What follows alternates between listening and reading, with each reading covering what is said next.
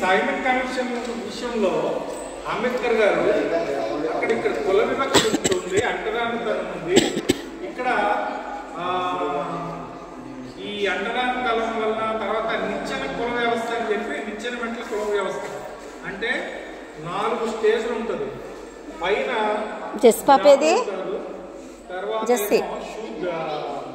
వైశ్యులు ఉంటారు, భుజాలు బ్రాహ్మణులు, భుజాలేమో వైశ్యులు, పొట్టేమో బ్రాహ్మణులు, క్షత్రియులు, భుజాలు క్షత్రియులు, వైశ్యులు పొట్ట, అంటరాని వాళ్ళేమో 4 కాళ్ళు అన్నమాట. ఇటువంటి సమస్య ఉంది. మాకు అప్పటికి ఓటాకు కూడా ఎవరున్నదంటే కొంతమందిగా ఉండేది.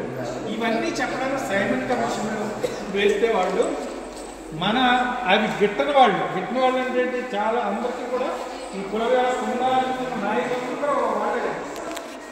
వాళ్ళందరూ సైమన్ కమిషన్ గోబ్యాక్ అని చెప్పి వాళ్ళకి అడ్డు వెళ్ళి ఎవరో ఆయన గుండె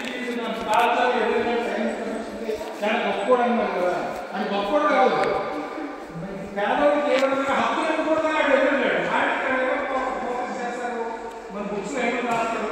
ఆయన గుండె చూసి వాళ్ళు పోరాడండి, మహానుభావులు అంటారు.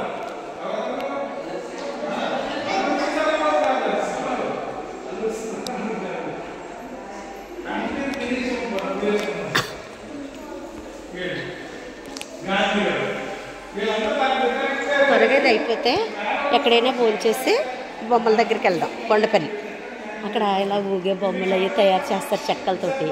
పిల్లలందరూ కావాలన్నీ కొనుక్కొని తెచ్చుకోవచ్చు. అలాగని వేలు ఖర్చు పెడితే అక్కడ ఏమి